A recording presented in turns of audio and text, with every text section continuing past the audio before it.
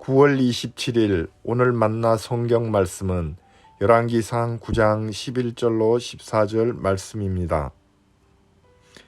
두로의 히람 왕이 백향목과 잣나무와 금을 솔로몬이 원하는 대로 모두 보내왔으므로 솔로몬 왕은 갈릴리 땅에 있는 성읍 20개를 히람에게 주었다. 히람이 두로에서부터 와서 솔로몬이 그에게 준 성읍을 보았는데 그 성들이 마음에 차지 않아서 나의 형제여, 그대가 나에게 준 성읍들이 겨우 이런 것들이요 하고 말하였다. 그래서 오늘날까지 그곳을 가불의 땅이라고 한다. 사실 이 일이 있기 전에 히람이 솔로몬 왕에게 보낸 금액은 금 120달란트나 되었다. 아멘.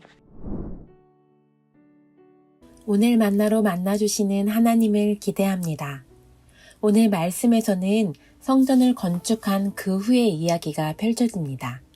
성전 건축 준비 때부터 각별한 관계를 유지했던 솔로몬과 히람은 성전과 왕궁 건축이 완료된 20년의 끝자락에 갈등을 겪게 됩니다. 초기 서로 원하는 것을 주고받았던 히람과 솔로몬이었지만 마무리 단계에서는 그 관계가 틀어진 것입니다. 각별한 관계였던 솔로몬과 히람은 왜 관계가 틀어진 것일까요? 솔로몬은 히람의 여러 도움으로 성전과 왕궁을 완공하였고 건축 완료 후에 솔로몬은 히람에게 갈릴리 땅에 있는 20성읍을 넘겨주었습니다. 하지만 히람은 이에 만족하지 않았음을 뒤에 이어져 있는 말씀을 통해 알 수 있습니다. 이는 이 성읍에 이방인들이 거주하고 있었고 좋은 조건의 땅이 아니었기 때문입니다. 히람은 솔로몬에게 어찌하여 이런 땅을 주느냐고 불만을 토로했고 쓸모없는 땅이라 여기며 가불이라 칭하였습니다. 바로 이처럼 솔로몬이 그동안의 관계와는 어울리지 않는 보상으로 인하여 관계가 틀어진 것입니다. 솔로몬의 태도에 대해 어떻게 생각하십니까? 세상은 어쩌면 이 태도를 잘한 거래, 성공적인 거래라 이야기할지도 모르겠습니다. 왜냐하면 자신이 좋은 것을 먼저 취하고 남은 것으로 호의를 베풀었기 때문이지요. 하지만 정말 이것이 선의의 나눔, 공정한 거래였을까요? 저는 이것이 제대로 보상해주지 않은 거래라고 생각됩니다. 내가 받을 것은 다 받고 도움받을 것은 다 받고 내가 갚아주어야 할 때에는 제대로 갚지 않은 불공정한 혹은 무성의한 보상이라고 여겨집니다. 왜냐하면 세상의 거래와 우리 삶의 방식은 다르기 때문입니다. 그렇기에 히람 역시 자신이 기대한 것과는 달랐기에 솔로몬이 준 20성읍을 쓸모없는 땅 가불이라고 부르며 실망감을 감출 수가 없었던 것입니다. 불공정한 거래, 다른 이의 마음을 상하게 하는 응대는 믿는 우리의 삶의 방식과 맞지 않는 모습인 것입니다. 내가 좀 더 취하기 위해, 내가 좀 더 이익을 얻기 위해, 세상의 것이 있음에도 불구하고 그것을 두고 다른 것을 준다면 받는 사람은 받은 것이 있음에도 그것을 귀하게 여기지 않습니다. 그것을 감사히 여기지 않습니다. 우리가 살아갈 때 내가 좋은 것을 먼저 취하고 그저 그런 것을 다른 이에게 줄 때 그것이 좋은 것이랄지라도 가치는 떨어질 수밖에 없지요. 내가 중요하게 여기고 갖고 싶은 것은 다른 이도 중요하게 여기고 갖고 싶은 것입니다.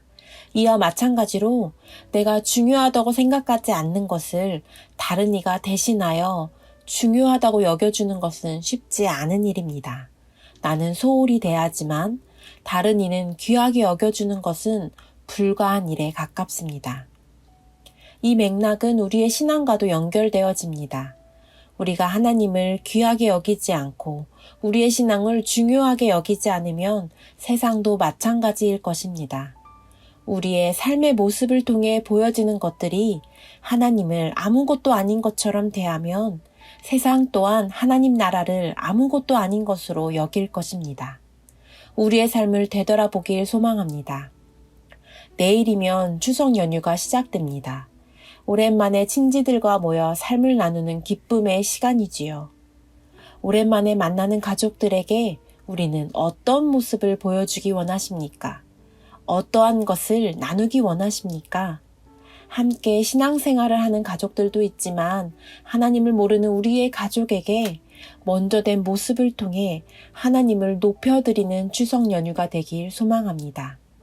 우리가 먼저 우리의 삶을 통해 하나님을 귀히 여기고 하나님을 중히 여기는 삶을 나누고 보여준다면 긴 연휴 동안 만나는 사람들 또한 하나님이 위로 하늘에나 아래로 땅에나 주님과 같은 분이 없으심을 알게 되는 귀한 시간이 될 줄 믿습니다. 세상의 방식과 우리의 방식은 때론 다른 모습을 보입니다.